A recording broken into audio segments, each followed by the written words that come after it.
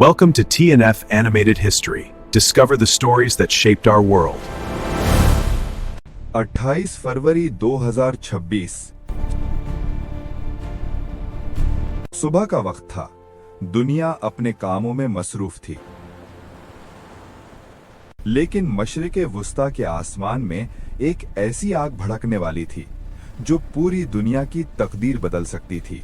America, Iran, दो ताकतवर ममालिक और एक ऐसा राज जिसके लिए जंग शुरू होने वाली थी। ये कहानी आज से नहीं बल्कि 1979 से शुरू होती है। उस वक्त ईरान पर एक शहंशाह हुकूमत करता था, मोहम्मद रजा पहलवी, जो अमेरिका का सबसे करीबी इत्तेहादी था।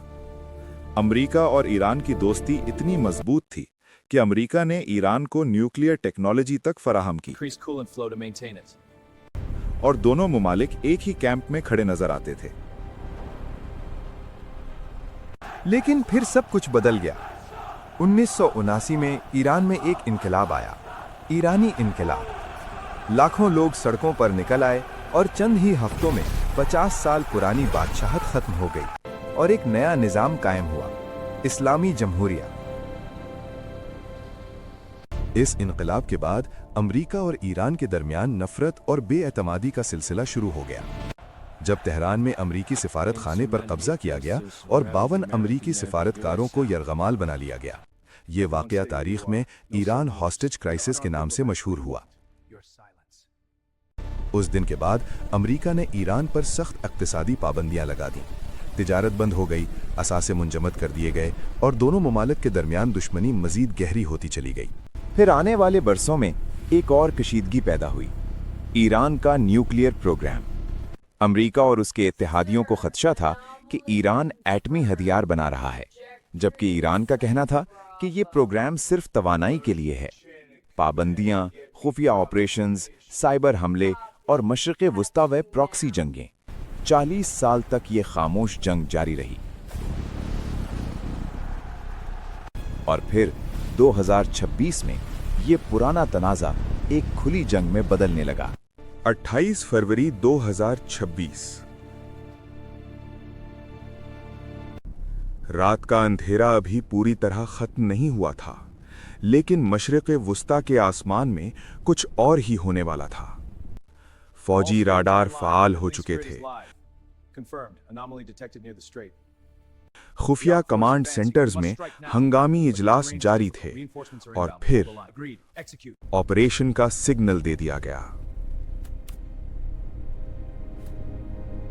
अमेरिका और इस्राईल ने मिलकर ईरान पर एक बड़ा फौजी ऑपरेशन शुरू कर दिया।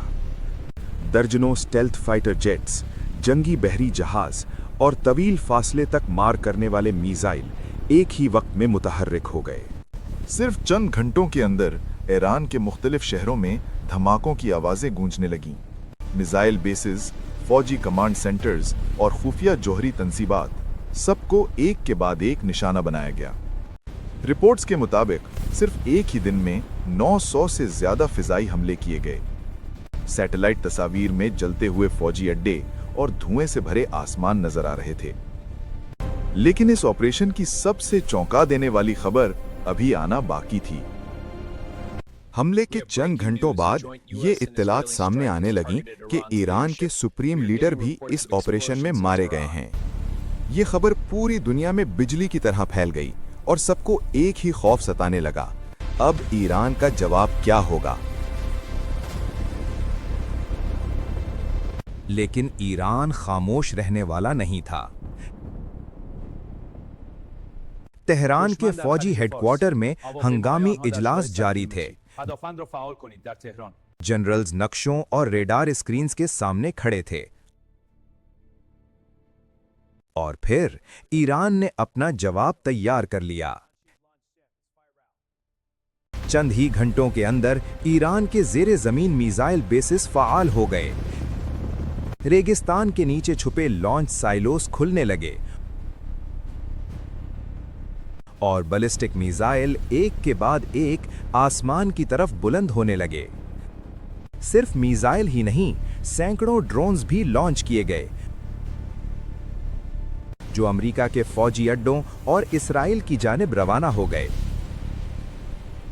सैटेलाइट तस्वीर में आग की लकीरों से भरा हुआ आसमान नजर आ रहा था। मशरिक़ वुस्ता के आसमान में मिसाइलों की बारिश हो रही थी। एयर डिफेंस सिस्टम्स फाल हो गए और इंटरसेप्टर मिसाइल उन्हें आसमान ही में तबाह करने की कोशिश कर रहे थे। लेकिन फिर भी कुछ मिसाइल अपने हदाफ तक पहुंच गए और धमाकों की आवाजें पूरे खित्ते में गूंजने लगीं। दुनिया भर के न्यूज़ चैनल्स पर सिर्फ एक ही ब्रेकिंग हेडलाइन चल रही थी, अमेरिका बमुकाबला ईरान, और दुनिया को महसूस होने लगा शायद तारीख का सबसे खतरनाक तनाज़ा अब शुरू होने वाला है। एक सवाल सबके जहन में था, क्या ये सिर्फ जवाबी कार्रवाई है या फिर तीसरी आलमी जंग की इब्तिदा? लेकिन इस जंग का सबसे ज्यादा खौफ एक जगह पर महसूस हो रहा था, आबनाए हुर्मुज़। ये एक छोटा सा समुद्री रास्ता है जो खलीज फारस को दुनिया के समंदरों से जोड़ता है, लेकिन इसकी अहमियत बहुत बड़ी है क्योंकि दुनिया का तकरीबन 20% तेल इसी रास्ते से गुजरता है। हर रोज दर्जनों ऑयल टैंकर्स सऊदी अरब, इराक, कुवैत, मुत्तहिदा अरब अमारात और कतर से करोड़ों बैरल तेल लेकर इसी रास्ते से दुनिया भर की मंडियों तक पहुंचते हैं। लेकिन तनाज़े के बाद ईरान ने एक खतरनाक warning the,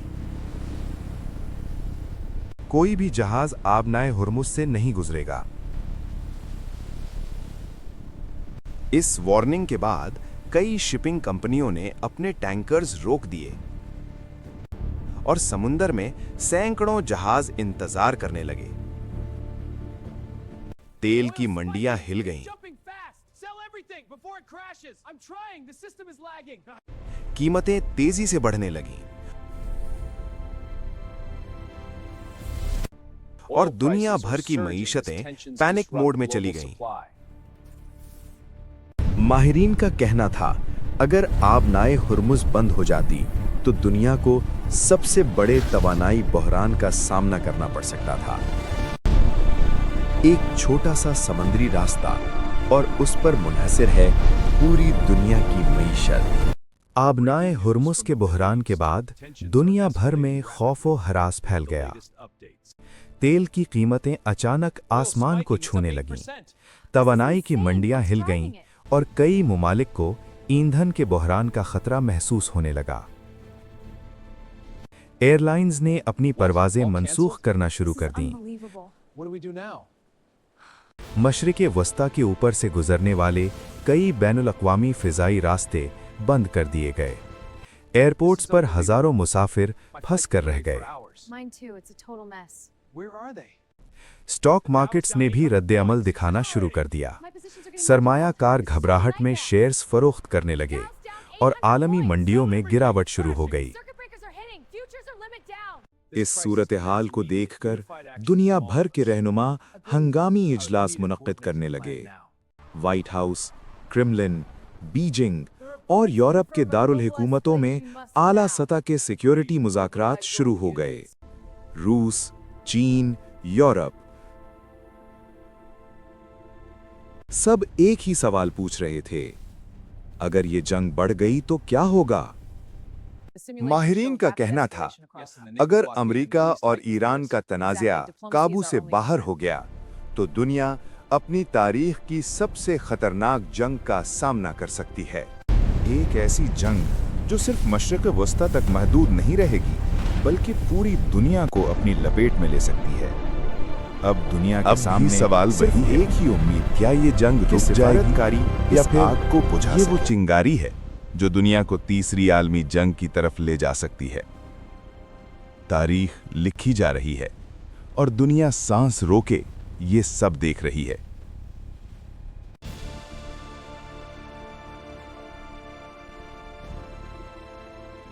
If you enjoyed this video, don't forget to like, share, and subscribe to TNF Animated History for more animated history stories.